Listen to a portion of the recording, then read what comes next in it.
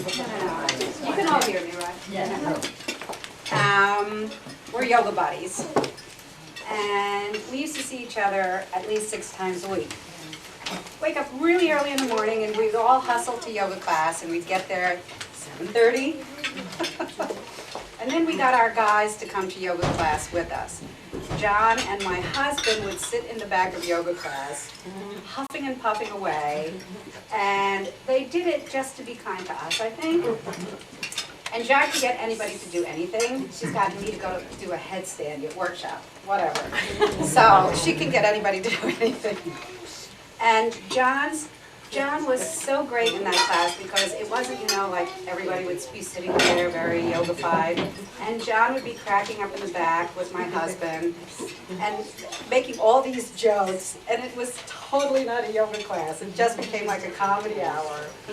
And his big thing was, we would get into class and I'd say, okay, John, really, we have to concentrate on this. He was like, Linda, I'm just here for the Shavasana, which is the last pose to fall asleep on the floor. So I would have my mat next to his, and he would be cracking me up the whole time, like touching my hand or touching my foot when I'm in downward dog. So I will never forget those days. It always puts a smile on my face. The two of them huffing and puffing in the back of a yoga room. Of course, we're all here because we love John so much. He's really a very unique person, a very, very strong presence, wonderful presence. And it's kind of hard to believe that he's kind of not here sitting with us right now, right? Yeah. And I think he is. I think he's here with us because a little thing like death can't get rid of John for that. And I was just trying to think of just some things that might kind of describe John. And I kind of started writing a list of things that describe him that I think you probably all would agree with me. Fun. Incredibly zany, very unique, very talented, smart, savvy, always engaged, very engaged with you. That's what you always felt he was with you. Wouldn't talk to you, and curious, interested in all things, but most of all, you. Reactive, enterprising. Totally invasive, relentless, but caring, and honest, and all those accolades, true and brave, committed, exasperated, and hilarious. And he really had so many talents. He was really a fine musician, really a real natural in the sax. I don't know if you ever had the opportunity to hear him, but he was really a terrific musician. He was a gourmet. He could really cook, and he knew his wine, and he was quite salesman too, obviously. He sold wine at one point, and he sold computer chips at another time. He was on Broadway. Did you know that? He was in a show called The News. And he wasn't just he was in Shindig, the television show. There was another, I missed that one.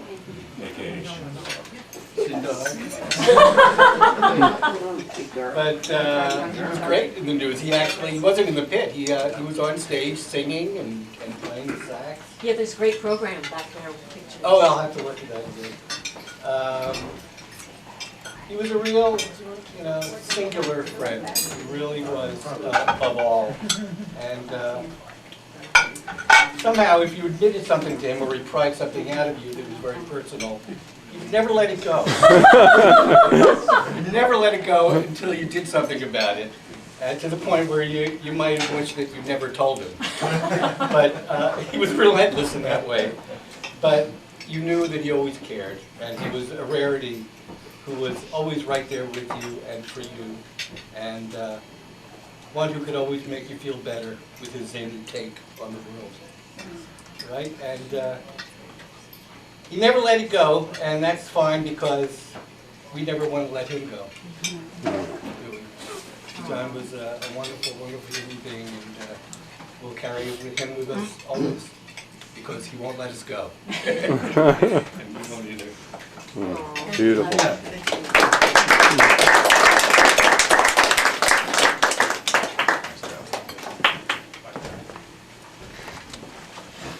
All right, I'm going to jump in if I can get some of the film for me on this old school technology.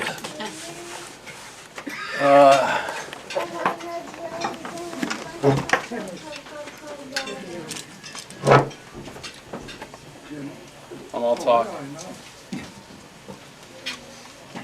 You know how special somebody is when, in just a few minutes here today, I've met some people that are clearly very, very special.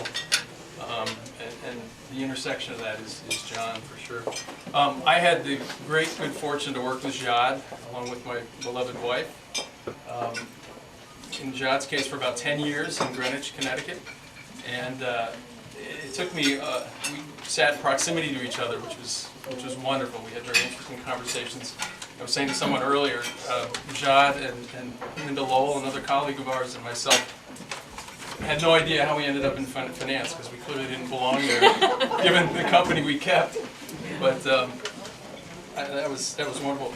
Needless to say, I didn't get to breach the inner sanctum of Jad and meet John for probably 8 or 10 years into our relationship as coworkers. And I had the great pleasure to meet John, double pleasure actually, at first at a Caramore Festival show on one beautiful summer evening. Angela and I went and met Jad and John there and saw somebody who was a revelation to me. I was schooled in jazz, I loved music, but for somehow I never came across Bill Frisell. And that night I met John, which was fantastic, and Bill Frisell. Meeting John, I was instantly thought of a sort of a Golden Gloves boxer. This lightweight sort of, he wanted to kind of jab at you, you know, he wanted to mix it up with you, he wanted to draw the jabs out of you and give and take. Later, when I discovered that John was a musician, then it all became very clear to me that you know, he was a saxophonist. He was going to blow his solo, and he wanted to draw a solo out of you, and he wanted to improvise and go back and forth and bob and weave. Our relationship largely consisted of wonderful dinners together. My wife and I, Jad and John, and sometimes Bob and Lynn and Pierrette upon occasion, and we would break bread and have fascinating conversation the way I'm sure all of you have done umpteen million times with Jad and John. I always look forward to those get-togethers. My wife and I had kids, and as time went on and we got engaged with child rearing, our social life kind of collapsed down. So that it was relatively infrequent that I'd be able to get together, and often it was just me, in some cases with a former colleague of ours, and meet Jad and John for dinner. But I always knew that I was going to see them again, that, you know, a year may go by, sometimes it turned into 2 years before we would get together, but I always looked forward to it, and I always knew that our next get-together was coming. We were due for one of those get-togethers. I was unaware of the struggles John was undertaking over the course of this last year, and we received a call with devastating news. I watched this week, as many of us did, I've been channeling John, and first and foremost I was dismayed to find that my copy of Flock Rock is missing. I don't know where that went. But John has it. John has it. On YouTube, you can still find some Flock. But I also watched Jad and John's wedding videotape, which was the content of that wedding was probably the most moving wedding that I've ever been to or come across. The writing was fantastic. I assume Jad, you and John played a very integral part in that. A couple of quotes came out of that in relation to John, where this is Jad's voice, I'm sure, saying she loved and admired John's intuitive grasp of people and subjects he is barely familiar with. saxophonist up there. He's just going to go out there and take a shot and find out what happens. His ability to get his work done practically without getting out of bed, and his whimsical interpretation of time and reality. And John said something in the course of his vows, which was so John, that he vowed to Jad to utterly respect whatever arguments you may have, however ill-conceived. The most moving thing of that video, though, and this image will be in my head always, was when John, and you all will remember this there, sang and danced with Jad the Tin Pan Alley tune, Sheik of Araby. I'm the Sheik of Araby, your heart belongs to me. At night when you're asleep, into your tent I'll creep. The stars that shine above will light our way to love. You'll rule this land with me. I'm the Sheik of Araby. So, John will be in my heart, and it's easy for me to carry John in my heart, thinking in another few months we'll get together and have one of those wonderful dinners. And John will, particularly if the waitress is attractive, we'll mix it up with her. And, what do you mean, 2006? I ordered 2005. You can't eat this, that's a shit beer. You gotta at least lower the price. And on we would go. So, God bless John.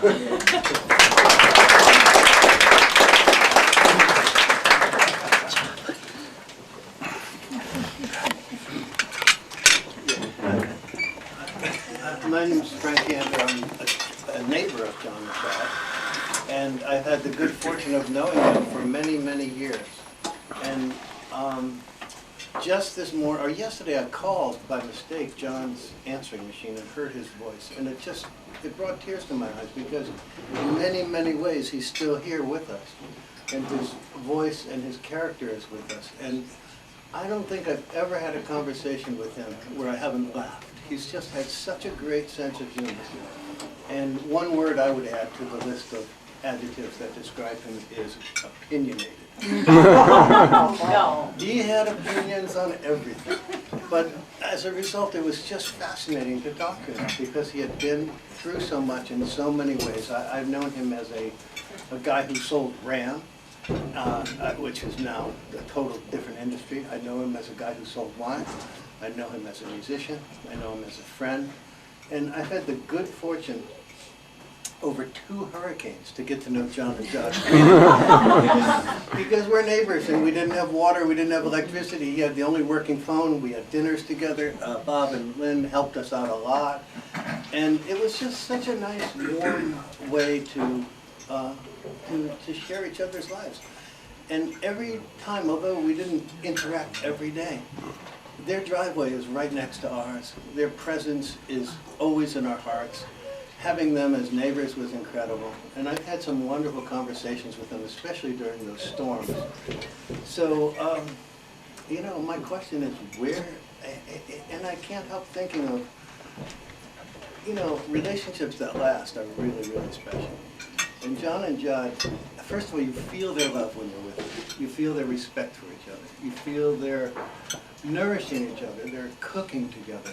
And God, they've been together for 40 years. That's saying something. So, Jad, congratulations, because I don't know anyone who, no. I just say it takes patience and infinite understanding and compassion. But he was a really wonderful guy. In many ways, hearing his voice yesterday makes me feel that he's still here. And if he was, he would be, what are they serving here? Why are we at Peter Pratt's? How long is this going on? I'm going to miss him a lot. Yeah. And in many ways, he's still here. So, thank you. Wonderful.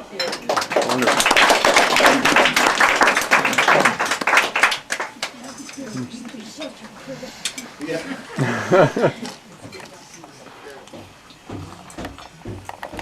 Anita and I have been working on a video and the photo boards that you saw when you walked in. The board is now up to put the messages you'd like to put, and we're going to start the video, unless anybody else wants to get up and talk.